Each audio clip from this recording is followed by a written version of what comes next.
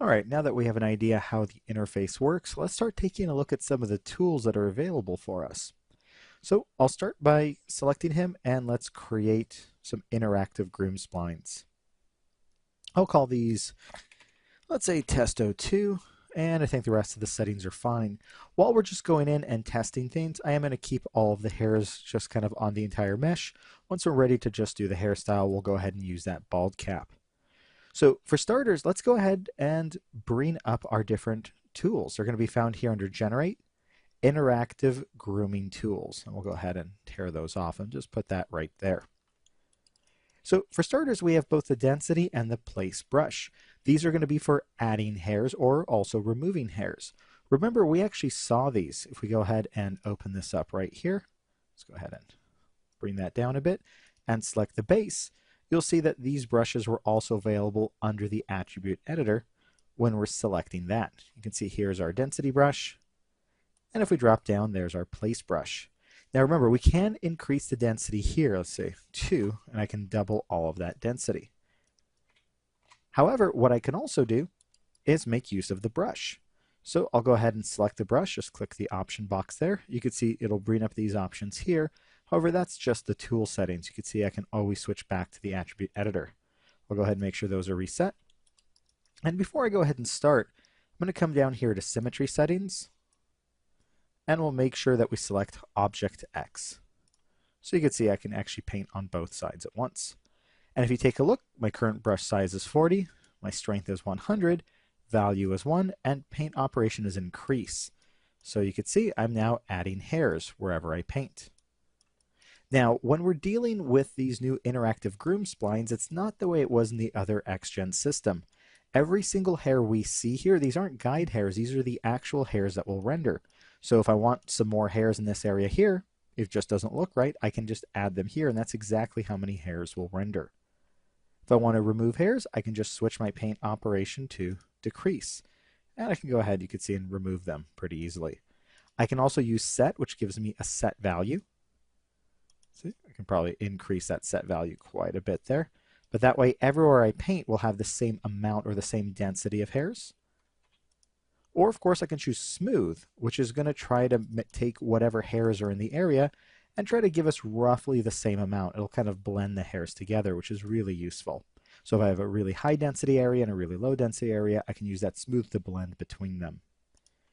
So pretty easy to use.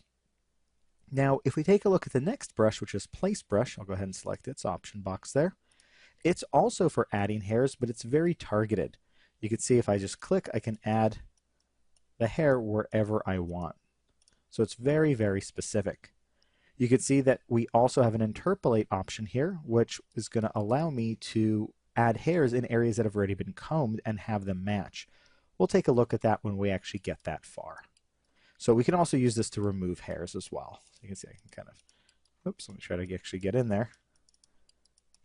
I'm going to get a slightly bigger brush. There we go. So now you can see the hairs are being removed. However, it's important to note that the only hairs it's going to remove are the ones that we've added through this system. So if I add in a few more right there, you can see then I can use remove to get rid of them. All right, so that's our density and place brush. Let's now take a look at our length brush. I'll go ahead and select that. And we'll go ahead and reset it as well. Now, the default strength of 100 is going to be way, way, way too strong. I'm going to go ahead and bring that way down, let's say to about 10. There we go. And I can also come in here and maybe drop down, go to Symmetry, and turn on Object X, so it's both sides at once. Hold B down to click and drag and increase my size. I can also change the size of the brush right over here. And you can see I can now increase the length of those hairs. And even there, that was way too strong. I'll hit Control-Z to undo. By the way, as you can see, undo does work much better with interactive groom splines than it did with the regular XGen system. I'm going to go ahead and drop this some more. We'll say maybe 5. And I can also change my increment here to maybe 0.2, so it's a lot less. And you can see now I can come in and increase the length of the hair very, very easily. See, pretty simple to do. So if I just want longer hair in those areas, you could see, there we go. All right, and if I want to shorten them, I can go ahead and change my increment to be negative. So I'll say negative zero point 0.2, and you can see now I can shorten those hairs. Go. Let me go ahead and make the hairs significantly longer really quickly here, just in this area here, like that. There we go.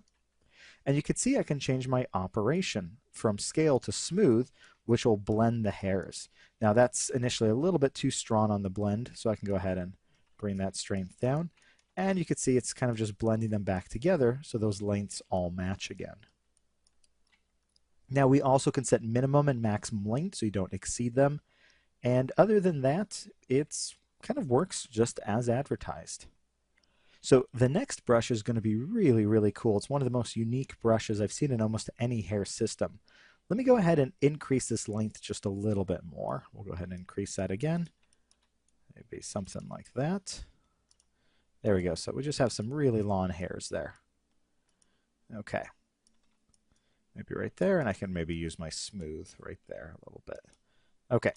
So I'll go ahead and select my cut brush now. Now, when you select the cut brush, things are going to change and look different. They're going to turn this green color. And that's the actual selected hairs that are going to be cut. You can see right here, it's highlighting them for us. I'm going to go ahead and reset the tool so everything's at the default. And watch this. I can actually click and drag on the viewport here, and I can actually trim the hairs based on the edge of my cursor. Now that's because we're currently in screen mode. I can also change to volume mode. You can see it doesn't quite work unless I'm actually clicking the actual patches in there, and you can see now that'll shorten. That works a bit better if you're dragging across the surface, kind of like that. I personally like using this other way more, the screen, and you can see I can trim to get the exact shape I want. You have to be careful sometimes if they're kind of a little further back there. You can have to kind of change your view a little bit. But it's definitely a really cool and intuitive way to cut and trim the hairs. See that right there. And you can also change the minimum remaining length. There's also these back cutoff angles, so if you increase this, we can actually get a few more of those hairs in the back, and you can see I don't have as many leftover ones that I have to shift my view for anymore. But anyway, very, very cool tool and extremely useful. So the last brush we'll look at in this clip is going to be our width brush. I'll go ahead and select that. And this, just as advertised, is going to widen or thin out the hairs. So I'll bring my strength way down. And if we come in here, you could see that I'm thickening those hairs. Now remember, just as I mentioned before, what we see with these hairs is what's going to render. So if these are thickened up here, that's how they will render. Go ahead and undo that, and we can change our increment to maybe negative 0.3. And now I can actually come in here and begin thinning out those hairs. Actually make a slightly larger brush. Actually maybe increase that strength a bit more so I see that a little bit more. And my minimum width might also need to go down. Let's say to 0.1. There we go, and you can see now I can come in and thin out those hairs. Anyway, that's a look at some of our brushes: the density, the place, the length, and the cut. Oh, I'm sorry, we also looked at the width. In the next clip, we'll go ahead and look at some more of these brushes. I'll see you all there.